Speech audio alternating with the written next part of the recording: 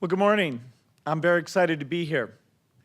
I want to thank President Knapp and Professor Cesno for their generous introductions, and thank all of you for the opportunity to be here at George Washington University to talk about the future. GW is a top school in many areas: public policy, the arts, politics, and scientific research.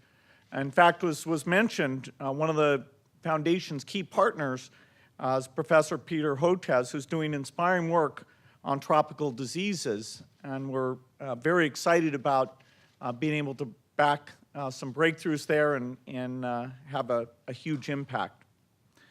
There are two additional facts about GW that impress me. You rank #1 among private universities in the number of students who become Peace Corps volunteers. And second, the largest employer of GW graduates last year was Teach for America. If young people in America make the kind of choices that students are making here at GW, we're going to have a great future. Of course, we're meeting at a time of difficulty for the United States and the world economy. We're fighting wars in Iraq and Afghanistan. We're facing climate dangers, trade imbalances.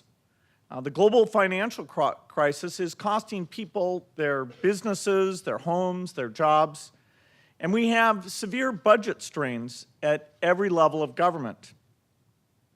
That is the dominant story in the news, but I don't think it's the defining story of our times. Here in the US and around the world, we're finding amazing new ways to heal disease, new approaches to teaching low-income children, new techniques for helping farmers grow more food. We're at the dawn of an innovation-driven revolution in what people can do for one another. And these advances are matched with the new passion, especially among young people, for building a better world. If you look at the stock market, business activity, or budget deficits, things are dark. But if you consider our capacities and our opportunities, our passion and vision, the outlook is bright. We can keep moving towards a world where every child grows up in good health, goes to school, and has opportunities waiting, as long as we stay confident about the future and keep investing in it. That's what I'd like to talk to you about today: how to keep on course for this bright future. President-elect Obama and Congress are busy working on a response to all these challenges. Their actions will offer a self-portrait of our society, our values, our strategies, and our willingness to invest in the future. Their first priority is a stimulus package that will spark the economy and create new jobs.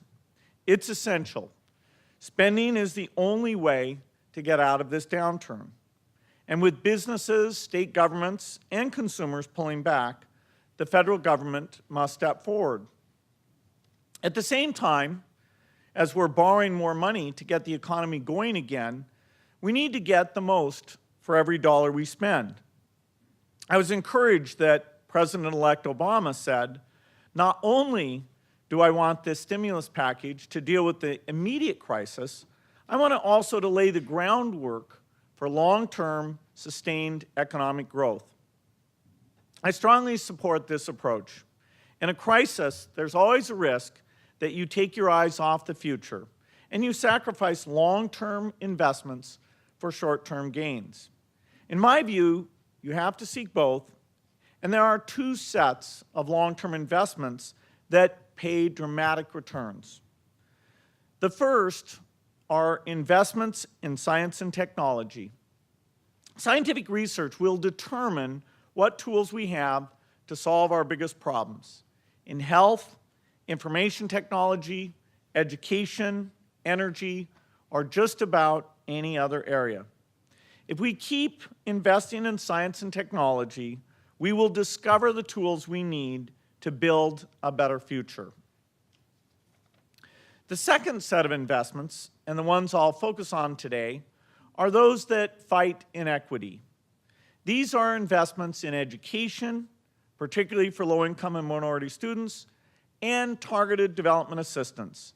Investments that improve agriculture, prevent disease, and promote economic growth for the poorest people in the world.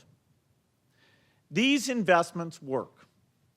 The money the United States spends in developing countries to prevent disease, fight poverty, or create opportunity is some of the best money we spend as Americans.